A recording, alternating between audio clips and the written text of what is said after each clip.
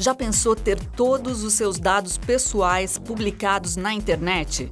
Uma matéria publicada recentemente em diversos veículos de comunicação sobre um site que divulgava livremente informações que deveriam ser sigilosas, como nome, RG, CPF, endereço, telefones, reacendeu a discussão sobre o comércio de dados cadastrais. Este é o tema do Viva Voz de hoje, que está no ar pela rádio e pela TV Univale. Hoje comigo o acadêmico de jornalismo André Schlindwein. Boa tarde, Lisa. Uma boa tarde para você que acompanha o Viva Voz pela Rádio Univale FM nos 94,9, também pela TV Univale no canal 11 da TV fechada aqui em Itajaí. Para entrar em contato com a gente é fácil. O Twitter é o @VivaVozUnivale, a página no Facebook, facebook.com/VivaVozUnivale, ou pelo e-mail que é vivavozunivale@hotmail.com. Para falar sobre este assunto, nós convidamos o professor Fabrício Bortoluzzi, professor dos cursos de Ciência da Computação e Sistemas para a Internet. Obrigada, professor, pela presença mais uma vez. Oi, Lisa. Oi, André. Obrigado por mais essa participação aqui no Viva Voz. É um prazer. Bom, afinal, comercializar estes dados cadastrais é crime isso ou não é crime? Mesmo que isso não seja exatamente a sua área de abrangência, mas como é que você vê essa situação? Sim, você vê que é um conjunto de informações super valiosas, informações pessoais, né?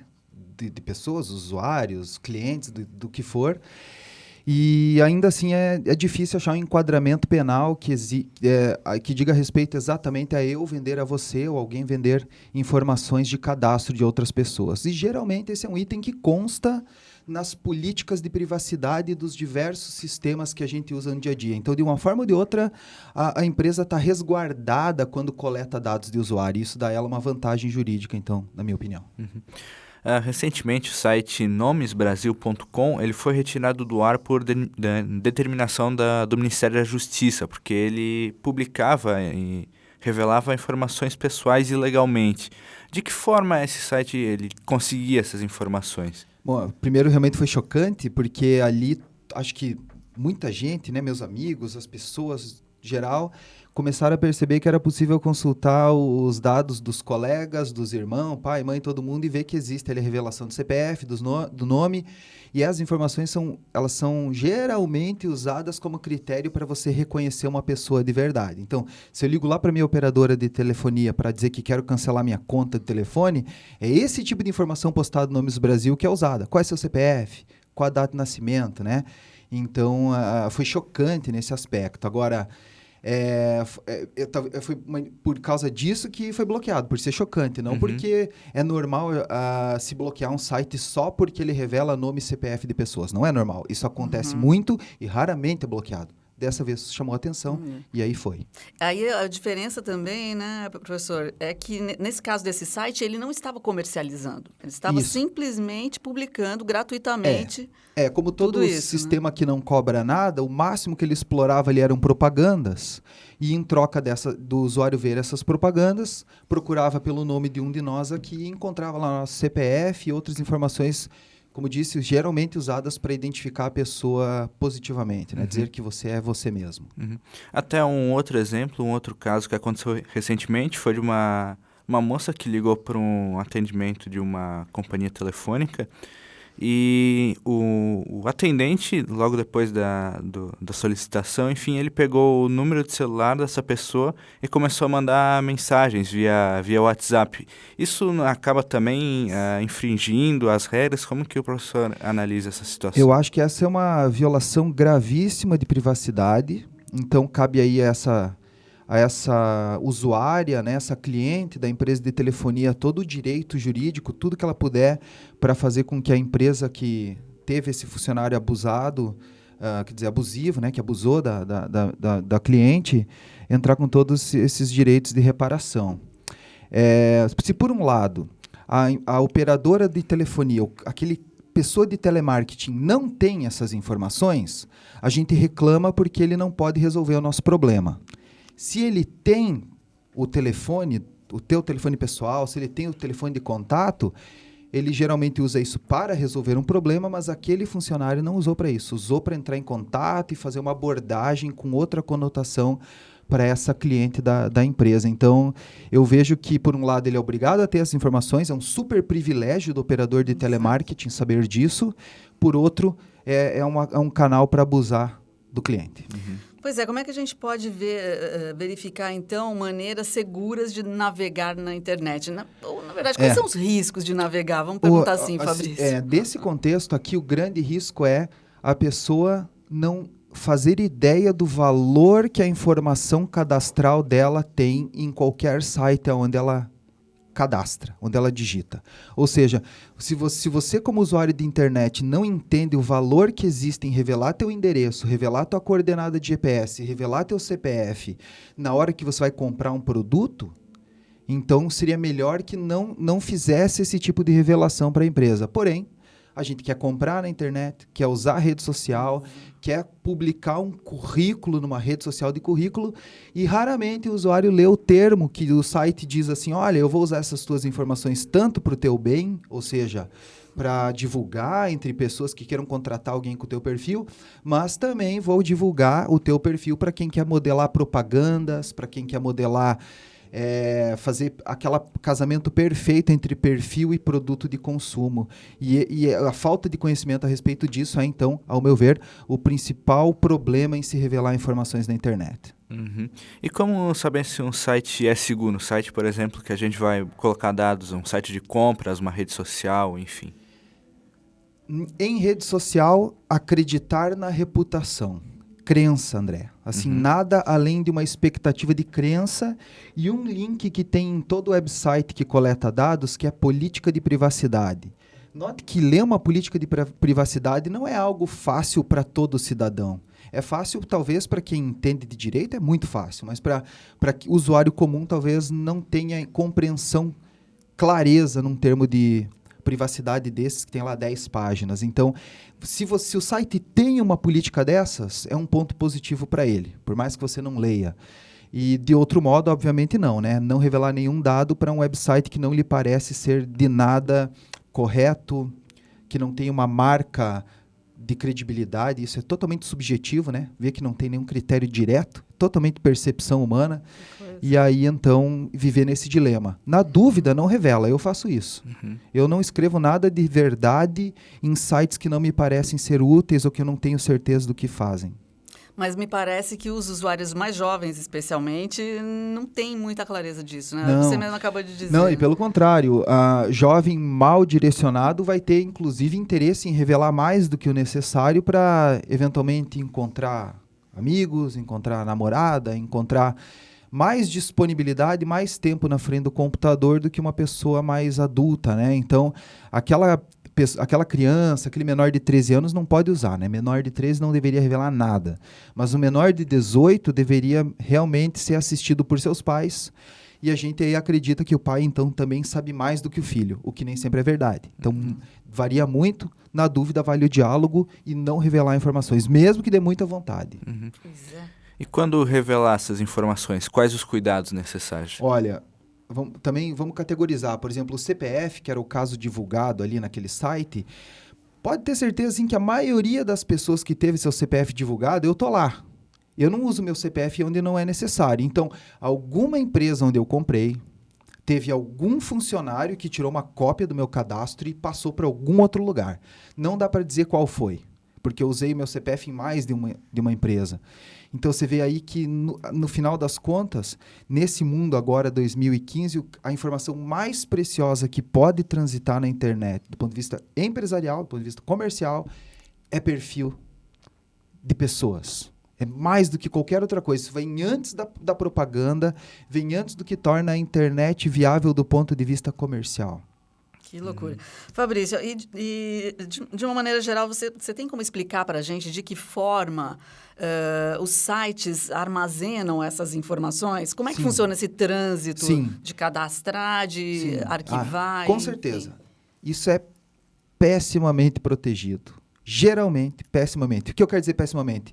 O meu nome e meu CPF, muito provavelmente, estão armazenados num site de comércio eletrônico em texto em claro.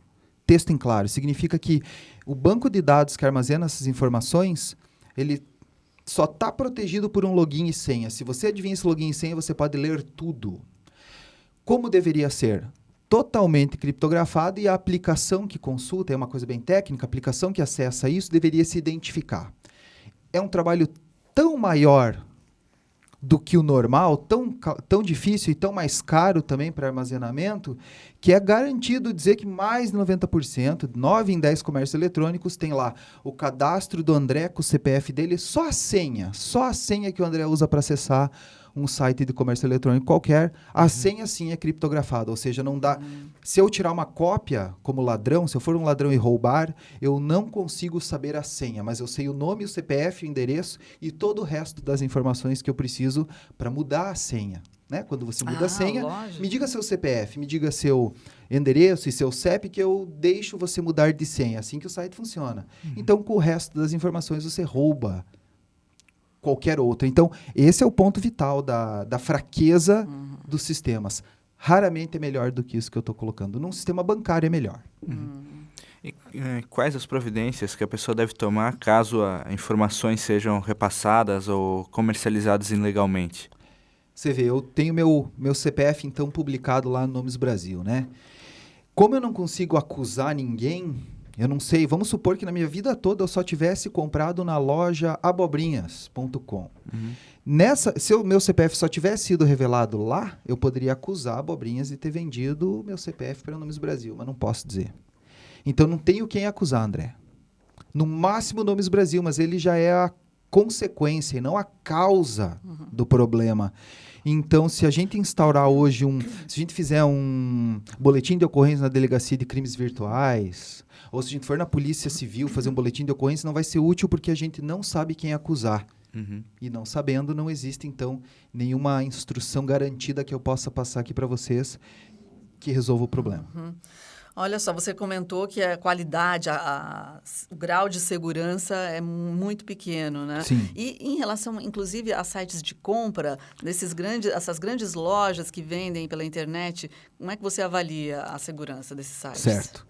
É claro que quanto maior um comércio eletrônico, mais profissionais existem para cuidar da segurança das informações. Então, um comércio eletrônico grande certamente tem um profissional para essa função. Um comércio eletrônico pequeno, não. Então, o tamanho do comércio dá um indício da segurança. Agora, olha quantas vezes já aconteceu. Caso da Sony, por exemplo, que teve toda... A Sony, uma das maiores produtoras do mundo todo de entretenimento. Todas as informações, de todos os clientes, inclusive número de cartão de crédito, vazaram mais de uma vez de 2011 para cá. Mais de uma vez. Porque os sistemas que hospedam essa informação, entre aspas, segura, o sistema não é seguro. É feito por pessoas e aí, então, frequentemente acontece esse roubo. Ou seja, existe uma super insegurança na internet, mas isso não é motivo para frear o comércio eletrônico que, na maioria das vezes, não lesa o usuário. Vamos dizer que 99% das vezes não acontece, mas 1% das vezes significa milhões e milhões de vazamentos todos os dias. Quais as informações mais desejadas, mais procuradas por esses hackers, enfim? Tem casos de que se invade uma empresa de currículos para roubar informação de currículo.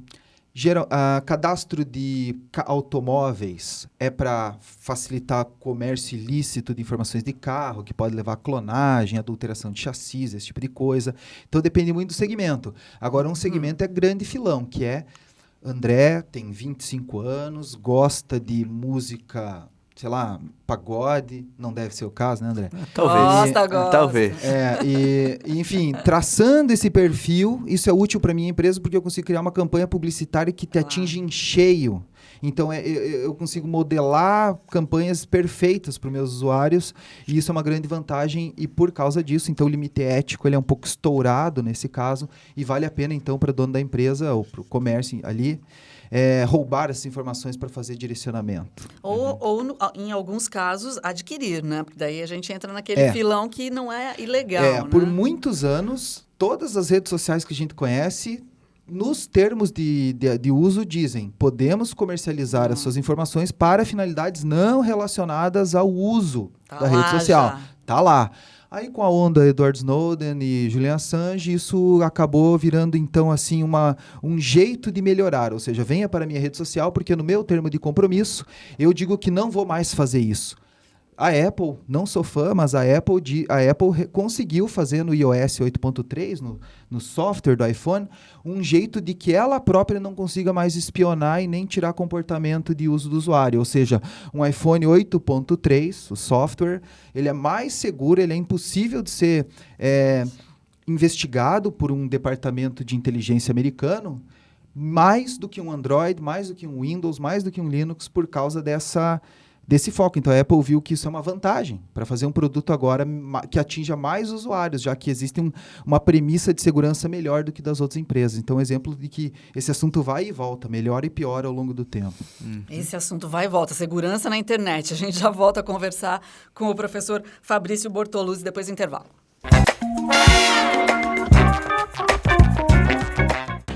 De volta com Viva Voz aqui pela rádio, pela TV Univale, hoje falando sobre segurança na internet. Nosso convidado é o professor Fabrício Bortoluzzi aqui da Univale.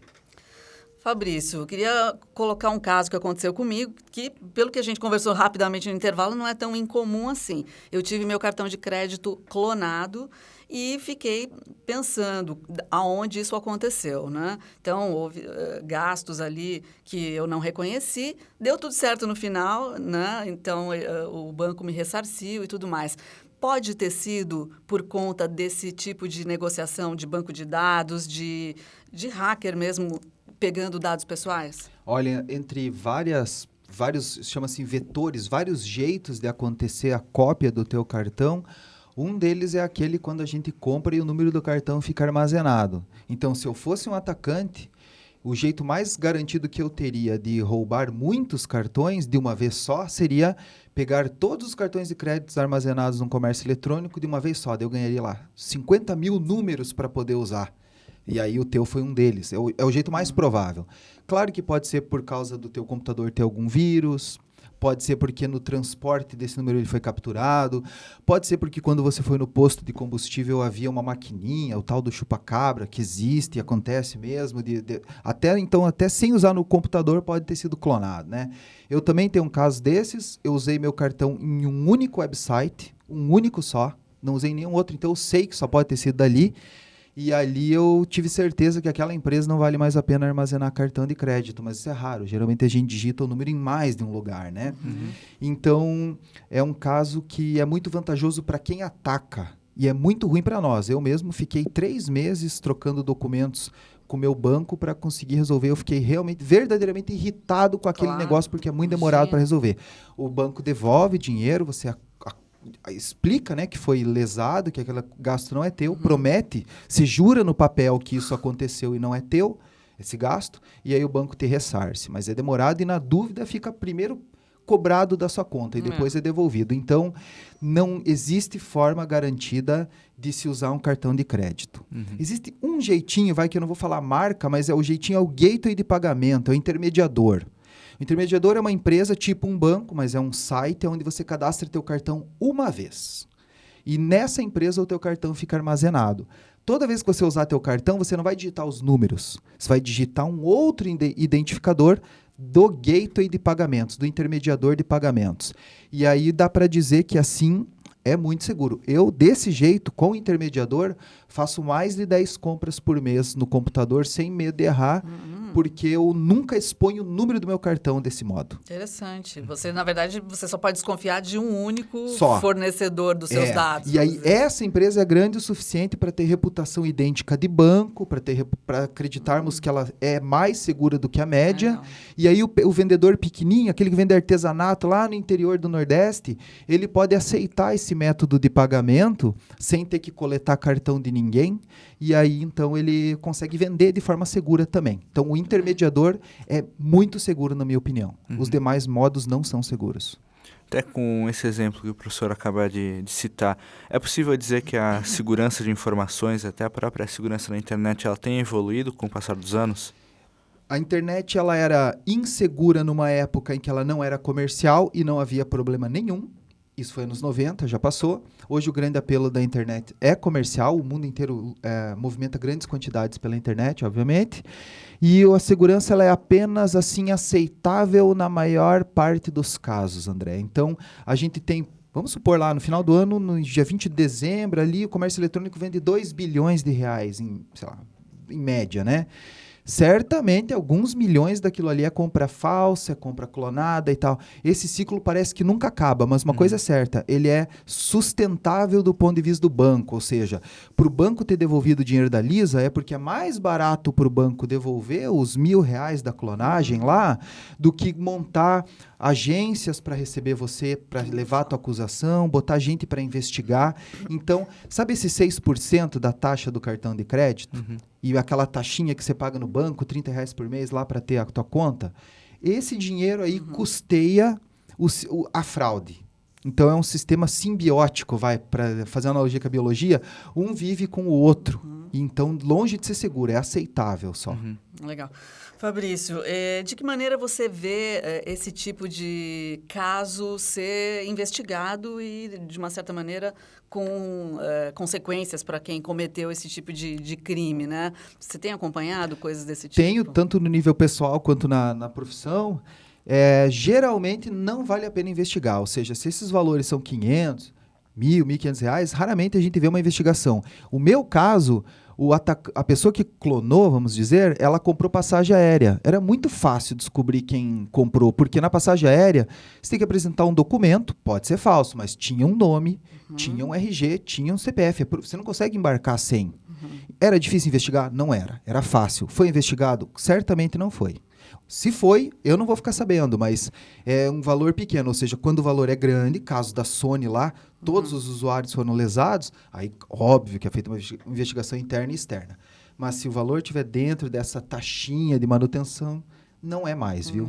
Não é mais. Professor, o Marco Civil da Internet, que a gente até abordou já em outras oportunidades, ele orienta no caso de roubo de dados pela internet ou não? Tem alguma regra, alguma coisa? Não, e ele é, digamos, é um regulamento, ele é normativo. Ele não é penal, por exemplo. Então, significa que ele diz assim, provedores não podem coletar dados. Provedores não podem fazer uma série de coisas. Empresas não podem mais fazer traçagem de perfil com base, por exemplo, se você é cliente de uma empresa ou de outra. Agora, não. De forma alguma, ele proíbe comércio de informações cadastrais, proíbe modelagem de propaganda, não. De forma alguma, André. Uma pena. E eu não sei se você tem acompanhado, a gente mencionou logo no início do programa, esses casos de mau uso, né, dos dados, né? A pessoa que realmente estava vinculada a uma grande empresa, desculpa, e que utilizou de uma forma equivocada, enfim. Essas pessoas têm sido punidas? Você tem acompanhado casos nesse sentido? Casos grandes com prejuízo comercial significativo é investigado, sim. Por exemplo, a Polícia Federal investiga grande parte dos crimes que envolvem grandes valores. O Comitê Gestor da Internet no Brasil, que é a entidade que coordena as operações de internet, que inclusive teve evento aqui na Univale organizado pelos colegas aqui do Departamento de TI, mostram que geralmente, sim, é investigável, é punível, mas geralmente na escala grande. Na pequena, não. E na pequena é aquela que lesa você, que lesa a mim, claro, que lesa de um pouquinho em pouquinho todo mundo. Então, a resposta é ambígua. Sim, nos grandes casos e não nos casos pequenos. Agora, a gente fala muito em dados pessoais, né? Mas em relação a dados governamentais, pode dizer que eles estão seguros, não? Sabe que quando eu vou gerar lá os boletos para pagar o IPVA, que é um caso governamental desse, existe um sistema de disputa, vocês já viram? Você tem que adivinhar que números estão escritos numa série de imagens, para daí então conseguir ver seu IPVA. Aquilo lá é para evitar o roubo automatizado de informação. Quer dizer assim, que se eu escrevo um programa de computador que tenta roubar todas as placas, todos os Renavans de todo mundo, eu não consigo. Porque aquele sistema ali obriga a fazer uma conferência humana, livrando os robôs, livrando o programa de computador de conseguir fazer. Esse é o exemplo que mostra que existe preocupação dos órgãos de governo para evitar o roubo massivo. Por outro lado, é possível escrever robôs que aprendem a ler aquelas letrinhas e números todos estranhos para separar o humano de robô e ele fazer, então, uma captura em série. A preocupação existe, a segurança não é perfeita. Ela não é perfeita nem nas empresas que têm dinheiro próprio, muito menos, talvez, né, no governo que tem assim, mais dificuldade ainda de custear esse tipo de de ação para deixar um sistema mais seguro. Então, na minha opinião, sistema bancário é relativamente seguro, bastante, vamos dizer. Sistema comercial em segundo lugar e tem em terceiro lugar informações de governo que ficam distribuídas em nível municipal e estadual. Óbvio que informação de governo federal é muito bem protegida, mas quando falamos de PVA, falamos de estado. Quando falamos de acesso ao sistema de saúde, município. Então, André, depende do nível. E quanto menor o nível, mais inseguro é. Fabrício, eu queria que você comentasse um pouco sobre abordagens dos cursos em que você atua, né? Esse tipo de preocupação faz parte dos conteúdos abordados? Faz. Ele é item de ementa, ou seja, ele está previsto no curso, na disciplina, por exemplo, de planejamento e gerência de infraestruturas, onde a gente fica, então, 72 horas estudando como montar infraestruturas mais seguras do que a média, longe de ser 100%, mas melhores do que a média. E na ciência da computação estudamos, por exemplo, criptografia, algoritmos que codificam e decodificam informação. Nas aulas de programação, os alunos aprendem a fazer sistemas um pouco mais seguros do que aqueles que eles encontram por aí. Então, é abordado, existe metodologia então, científica para abordar o problema e aquele conflito com o mundo comercial. Você precisa armazenar informação cadastral num banco de dados, eventualmente não vai dar para criptografar tudo, e aí você assume certos riscos. Uma vez que você entende o risco, e na graduação a gente vê isso, entendendo o risco você pode lidar com ele. Não resolver, mas entender e posicionar ele num nível aceitável. Como em seguro de carro, seguro de residência, onde é um equilíbrio entre custo e benefício. Até para a gente finalizar, nessa questão dos dados e segurança na internet, é possível dizer ainda que existe privacidade na internet, privacidade de informação? Olha, não, nenhuma. Todo momento é possível medir comportamento. Quer ver um exemplo? O meu celular, para eu poder ter uma previsão do tempo legal na tela do aparelho, eu preciso revelar para a empresa que é dona do celular, que nem eu sou o dono, é a empresa que é a dona, eu preciso revelar onde eu estou, André. Então, ela me dá a previsão do tempo, mas em troca, ela sabe aonde eu fui, aonde eu vou e qual é meu comportamento. Olha que destruição completa de privacidade isso é. Então, para você ter esse conforto do celular, você dá de graça para a operadora, para a empresa que dá o sistema operacional do aparelho, uma informação que vale mais do que os R$1.000, R$2.000 que você pagou pelo aparelho. Você devia ganhar R$5.000 por usar um aparelho desse, mas você paga R$3.000. Então, a privacidade foi embora. Eu acho isso o pior prejuízo de todos e duvido que o tempo ainda vai resolver isso. É só a educação que consegue dar um termo a isso. Então, ficar consciente é o primeiro passo para tentar resolver. Fabrício, muitíssimo obrigada. Saímos aqui muito preocupados com tudo isso, não é verdade? Mas, ao mesmo tempo, sabendo que temos que ficar atentos realmente, né, a todo tipo de mecanismo que a gente aciona via rede, né? Obrigada mais uma vez, Fabrício Bortoluzzi. Obrigado, eu agradeço demais a oportunidade. Sempre um prazer participar. Esse é o assunto que eu mais gosto de conversar. Então, podem contar comigo, com o Laboratório de Redes, lá com o professor Luca, para qualquer demanda. Tá certo. É isso aí, o Viva Voz de hoje. Fica por aqui, até o próximo. Tchau.